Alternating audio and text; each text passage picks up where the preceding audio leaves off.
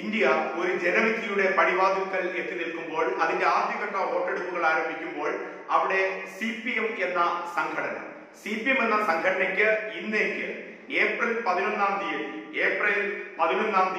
55 വയസ്സ് തികയുകയാണ്. ഏപ്രിൽ 11-ാം തീയതി 55 വയസ്സ് തികയുന്ന CPM ഇന്ന് സ്വയം ചരമക്കുറിപ്പ് എഴുതുന്നു എന്ന് ചോദിക്കുകയാണ് എതിരാളികൾ. അകാല ചരമത്തിലേക്ക് ചരമക്കുറിപ്പ് എഴുതി വയ്ക്കുന്ന ഒരു പാർട്ടിയായി CPM അധപ്പതിക്കുന്നു എന്ന് വിമർശകർ മുന്നോട്ട് വയ്ക്കുന്നു. 1964 ഏപ്രിൽ 11-നാണ് കൊൽക്കത്തയിൽ CPIM communist party of India Marxist ജന്മം കൊണ്ടത്. അന്ന് കൊൽക്കത്തയിൽ CPIM ജന്മം കൊള്ളുമ്പോൾ അവിടെ 32 പേർ വഴിപിരിഞ്ഞവരിൽ ഇന്ന് VS അച്യുതാനന്ദൻ ജീവിച്ചിരിക്കുകയാണ്. അപ്പോൾ CPIയിൽ നിന്ന് വഴി പിരിയുമ്പോൾ 32 പേരാണ് വഴിമാറി CPM രൂപപ്പെടുന്നത്. അന്നു മുതൽ ആദർശത്തിന്റെ കണികകൾ മാറി മാറി വന്ന് ഇന്ന് 2019 1961 ഏപ്രിൽ 11-ൽ നിന്ന് 2019 ഏപ്രിൽ 11 55 വർഷം തികയ്ക്കുമ്പോൾ, 55 വയസ്സ് പൂർത്തിയാക്കുമ്പോൾ CPM എന്ന് പറയുന്ന പാർട്ടി കേരളത്തിൽ മാത്രമായി പിടിച്ചു നിൽക്കാൻ വെമ്പൽപ്പെടുന്നു. രാഹുൽ ഗാന്ധിയെ പോലെ ഒരു കോൺഗ്രസിന്റെ ദേശീയ അധ്യക്ഷൻ മത്സരിക്കാൻ വന്നാൽ രാഹുൽ ഗാന്ധി എന്ന് പറയുന്ന കോൺഗ്രസിന്റെ ദേശീയ അധ്യക്ഷൻ ദയവായി കേരളത്തിൽ മത്സരിക്കരുത് എന്ന അഭ്യർത്ഥനയുമായി CPMന്റെ ജനറൽ സെക്രട്ടറി അടക്കമുള്ളവർ മറ്റു ഘടകകക്ഷികളുടെ കൂട്ടുപിടിച്ചുകൊണ്ട് കോൺഗ്രസ് AICC ആസ്ഥാനത്തിന്റെ തിണ്ണ നിരങ്ങേണ്ടി വരുന്ന ഗതികേടിലേക്ക് CPM പോയി നിൽക്കുന്നു എന്ന വിമർശനം ശക്തമാവുകയാണ്.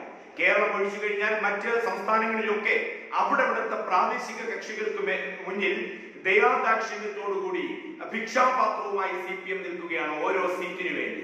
അങ്ങനെ സീറ്റുകൾ പ്രാദേശിക പാർട്ടികളുമായി സമവായത്തിലെത്തി നേടിയെടുത്താൽ മാത്രമേ ഒരു ദേശീയ പാർട്ടി എന്നുള്ള രീതിയിൽ CPMന് പിടിച്ചു നിൽക്കാൻ സാധിക്കൂ. പക്ഷേ പല സംസ്ഥാനങ്ങളിലും അതാത് പ്രാദേശിക പാർട്ടികൾ CPI-ML പോലെയുള്ള സംഘടനകൾക്ക് സീറ്റ് കൊടുത്താൽ പോലും CPMനെ അതിനും അവസാനത്തേക്ക് പരിഗണിക്കുന്ന ഒരു സാഹചര്യമാണ് 55 വയസ്സ് പൂർത്തിയാക്കുന്ന CPM നേരിടുന്നത്. അങ്ങനെ ഭിക്ഷാപാത്രവുമായി AICC കോൺഗ്രസിന്റെ ആസ്ഥാനത്ത് തിണ്ണനിരങ്ങുന്ന CPM നേതാക്കൾ മറ്റ് സംസ്ഥാനങ്ങളിൽ പ്രാദേശിക കക്ഷികൾ നേതാക്കളുടെ വീടിന് മുന്നിൽ കാവൽ കിടക്കുന്ന സംസ്ഥാന സെക്രട്ടറിമാർ സീറ്റിനു വേണ്ടി. അതോടൊപ്പം തന്നെ കോൺഗ്രസിന്റെ ദേശീയ അധ്യക്ഷൻ കേരളത്തിലേക്ക് വന്ന് മത്സരിച്ചാൽ തങ്ങളുടെ പ്രാമുഖ്യവും തങ്ങൾക്ക് ലഭിക്കേണ്ട വോട്ടും കുറഞ്ഞ് ദേശീയ പദവി നഷ്ടമാകുമോ എന്ന് ഭയപ്പെടുന്ന CPM ഈ തരത്തിലാണ് 55 വയസ്സ് പൂർത്തിയാക്കുന്ന CPMനെ വിലയിരുത്തപ്പെടുന്നത്. ആ വിലയിരുത്തലുകളിലേക്ക് കണക്കുകളും അത് സൂചിപ്പിക്കുകയാണ്. 1999-ൽ 42 സീറ്റ് നേടിയിരുന്ന ഇടതുപക്ഷം, അതിൽ CPMന്റെ സീറ്റ് 33 സീറ്റ് 1999. 2004-ൽ 59 സീറ്റ് നേടിയ ഇടതുപക്ഷം, അവിടെ CPMന്റെ സീറ്റ് 43 ആണ്. അപ്പോൾ 33 എന്ന 1999ന്റെ സീറ്റിൽ നിന്ന് 2004-ൽ 43 എന്ന സീറ്റിലേക്ക് വർദ്ധിപ്പിച്ച CPM 2009-ലേക്ക് എത്തുമ്പോൾ 16 സീറ്റ് എന്നുള്ളതിലേക്ക് കൂപ്പുകുത്തി വീണു CPM. 24 സീറ്റുകൾ LDFന് ലഭിക്കുമ്പോൾ അവിടെ 16 സീറ്റിലേക്ക് കൂപ്പുകുത്തി വീണ് ഉടഞ്ഞ CPM. 55 വയസ്സ് പൂർത്തിയാക്കുമ്പോഴുള്ള കണക്കുകളുടെ പട്ടിക ഈ തരത്തിലാണ്. 2009-ൽ നിന്ന് 2014-ലേക്ക് എത്തുമ്പോൾ 24-ൽ നിന്ന് 10 ഇടതുപക്ഷത്തിന്റെ വോട്ട് മാറുമ്പോൾ 16 എന്നുള്ള സീറ്റ് സ്ഥാനത്ത് നിന്ന് വെറും 9 എന്ന സീറ്റിലേക്ക് CPM മരിച്ചു വീണു എന്നുള്ളതും കണക്കുകൾ വ്യക്തമാക്കുകയാണ്. ഈ തരത്തിൽ കണക്കുകളിൽ വീണുടഞ്ഞ് മരിക്കുന്ന, സ്വയം ചരമക്കുറിപ്പ് എഴുതുന്ന CPMന്റെ രാഷ്ട്രീയ പ്രസക്തി എത്രമാത്രമായിരുന്നു. ഐക്യ ഗുജറാത്ത് സർക്കാരിനെ പിന്തുണച്ചു നിർത്തിയിരുന്ന CPM, അതോടൊപ്പം SD ദേവഗൌഡ സർക്കാരിനെ പിന്തുണച്ചു നിർത്തിയിരുന്ന CPM, നരസിംഹറാവു സർക്കാരിനെ പിന്തുണച്ചു നിർത്തിയിരുന്ന CPM, മറ്റു കക്ഷികൾ CPMന്റെ ആദർശ രാഷ്ട്രീയവും മറ്റും മുന്നിൽ കണ്ടുകൊണ്ട് ഒരു ബദൽ രാഷ്ട്രീയത്തിന് മോഹം വരുന്ന, ബദൽ രാഷ്ട്രീയത്തിന്റെ മോഹങ്ങൾ ഇന്ത്യക്ക് സമ്മാനിച്ച കക്ഷികളെല്ലാം കൂടി CPMന്റെ മുന്നിൽ ഇന്ത്യയുടെ പ്രധാനമന്ത്രി സ്ഥാനം വച്ചു നീട്ടി. ആ പ്രധാനമന്ത്രി സ്ഥാനം ജ്യോതി ബസുവിന് വച്ചു നീട്ടുമ്പോൾ ആ ജ്യോതി ബസു പ്രധാനമന്ത്രി സ്ഥാനത്തേക്ക് വേണ്ട എന്ന് CPMന്റെ ഗ്രൂപ്പ് രാഷ്ട്രീയം തീരുമാനമെടുക്കുമ്പോൾ അതേ ജ്യോതി ബസു ആ തീരുമാനത്തെ വീക്ഷിച്ചത്, വിലയിരുത്തിയത് ചരിത്രപരമായ മണ്ടത്തരം എന്നാണ്.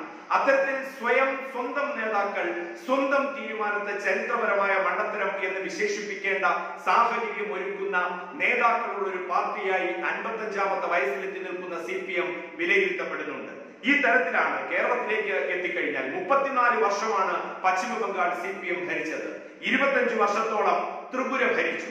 34 വർഷം ഭരിച്ച പശ്ചിമ ബംഗാളിൽ ഇന്ന് CPMന്റെ ബ്രാഞ്ച് കമ്മിറ്റി ഓഫീസുകളും ലോക്കൽ കമ്മിറ്റി ഓഫീസുകളും ഏരിയ കമ്മിറ്റി ഓഫീസുകളും ജില്ലാ കമ്മിറ്റി ഓഫീസുകളും മറ്റു പാർട്ടികൾക്ക് വാടകയ്ക്ക് കൊടുക്കുന്ന സ്ഥിതി നിലനിൽക്കുന്നു എന്ന അതിദാരുണമായ റിപ്പോർട്ടുകൾ പശ്ചിമ ബംഗാളിൽ നിന്ന് പുറത്തു വരുമ്പോൾ CPM എന്ത് മതേതരത്വമാണോ പറയുന്നത്, ഏത് വർഗീയതയാണോ എതിർക്കുന്നത്, അതേ വർഗീയത തേരോട്ടം നടത്തി CPM 25 വർഷം ഭരിച്ച ത്രിപുരയിൽ എന്നുള്ളതും CPMന്റെ 55 വയസ്സ് വിലയിരുത്തുമ്പോൾ ഓർത്തെടുക്കണം. ഇങ്ങു കേരളത്തിൽ CPM ഒരിക്കലും താമര വിരിയിപ്പിക്കില്ല എന്ന് പ്രതിജ്ഞയെടുത്ത് നടക്കുന്ന CPM, ആ CPMന്റെ സമുന്നതനായ നേതാവ്, CPMന്റെ എല്ലാമായ തിരുവനന്തപുരത്തിന്റെ V. ശിവൻകുട്ടി O. രാജഗോപാൽ എന്ന താമര ചിഹ്നത്തിനുമേൽ നേമം നിയോജക മണ്ഡലത്തിൽ പരാജയപ്പെട്ടുകൊണ്ട് നിയമസഭയിൽ താമരയ്ക്ക് അവസരമൊരുക്കി കൊടുത്തു എന്നുള്ളതും CPMന്റെ ഒരു ചരിത്ര നിയോഗമായി കേരളവും മാറുന്നു.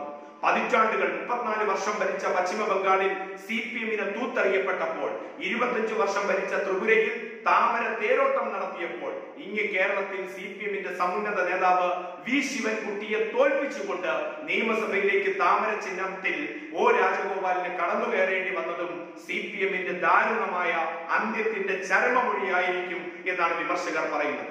എന്തായാലും 1964 ഏപ്രിൽ 11-ന് 32 പേരുടെ വിയോജനക്കുറിപ്പോടെ CPIയുടെ ഇടത്തിൽ നിന്ന് ഇറങ്ങിപ്പോന്ന CPIM രൂപീകരിച്ച് ഇന്ന് 55ാം പിറന്നാൾ ആഘോഷിക്കുമ്പോൾ സ്വയം ചരമക്കുറിപ്പ് എഴുതിയ പാർട്ടി 2019 ലോക്സഭാ തെരഞ്ഞെടുപ്പ് മെയ് 23-ന് വിധിയെഴുത്ത് വന്നു കഴിയുമ്പോൾ മാത്രം തങ്ങളുടെ ദേശീയ പാർട്ടി സ്ഥാനം നിലനിർത്താൻ സാധിക്കുമോ എന്ന് ആശങ്കപ്പെടുകയും കാത്തിരിക്കുകയും ചെയ്യുന്ന ഒരു പാർട്ടിയായി CPM അധപ്പതിച്ചു എന്ന വിലയിരുത്തലുകളാണ് ശക്തമായി ഇന്ത്യൻ ദേശീയ രാഷ്ട്രീയത്തിൽ നിന്നും പ്രാദേശിക രാഷ്ട്രീയത്തിൽ നിന്നും ഇപ്പോൾ മുഴങ്ങിക്കേൾക്കുന്ന ശബ്ദം.